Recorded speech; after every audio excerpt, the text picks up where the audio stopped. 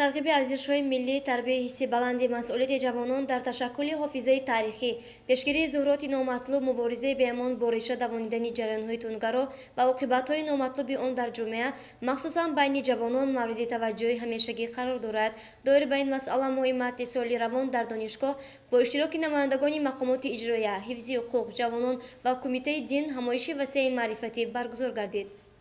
дар вохӯри намояндаи мақомоти иҷроии ҳокимияти давлатии вилояти суғд Тоҷибои Султонӣ, сардори риёсати ҷавонон, варзиш ва сайёҳии вилояти суғд Мир Муҳаммадӣ Зариф Мирдадо, сардори хадамоти пешгирии ҳуқуқвайронкунӣ байни ноболиғону ҷавонони риёсати вазорати корҳои дохилии ҷумҳурии Тоҷикистон полковники милиса Насимҷон Набиев, муовини сардори хадамоти пешгирии ҳуқуқвайронкунӣ байни ноболиғону ҷавонони риёсати вазорати корҳои дохилӣ дар вилоят подполковник Нозимҷон Турсунов, намояндаи шӯрои уламои дини вилоят Орифҷон Эргашев ва устодону муассилини донишгоҳ ширкат варзиданд.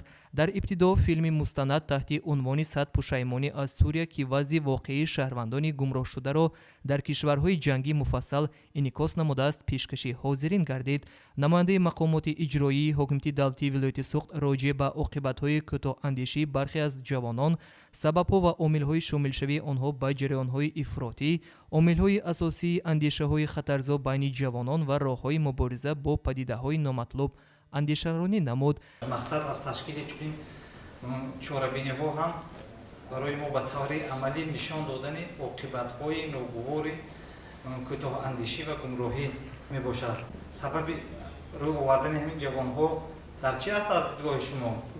Чаро инҳо рафтанд? Чаро гумроҳ шуданд? Медонед? Бале, сабаби аз ҳама асосӣ ин дур будан аз маърифат, аз савод, аз дониш ҳаст. Зеро одаме ки саводаш паст ҳаст, вайро гумроҳ кардан осон ҳаст.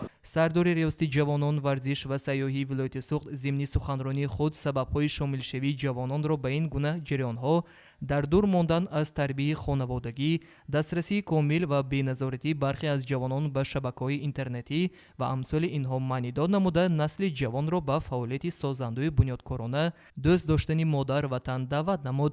ҳарчанде ки бештар мегӯям ки ватана дӯст дорӣ, ватан фақат забон китини дил киди дӯст доштан.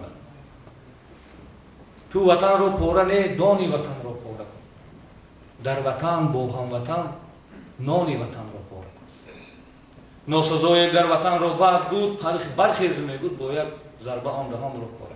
намояндагони риёсати вазорати корҳои дохилии ҷумҳурии Тоҷикистон дар вилоят полковники милиса Насимҷон Набиев, Нозимҷон Турсунов ва намояндаи шӯрои уламои дини вилоят Орифҷон Эргашев дар суханрониҳои худ доир ба поймолшавии ҳуқуқҳои ноболиғону занон ва ҷавонони гумроҳ дар минтақаҳои ҷангӣ, баргашта натавонистани як ида муҳоҷирони фиребхӯрда, хатари терроризм ва экстремизм, баланд бардоштани донишу маърифат ва тарбияи сиёсии ҷавонон муфассал суҳбат намуданд. Ҷамшед Ҷӯрабоев, ректори донишгоҳ, аз мулоқот натиҷабардорӣ намуда оид ба арҷгузорӣ ба олитарин арзиши башарият, ҳаёт ва озодии инсон, эҳтироми падару модар, баланд бардоштани сатҳи донишу маърифат ва фарҳанги насли ҷавон андешаронӣ намуд.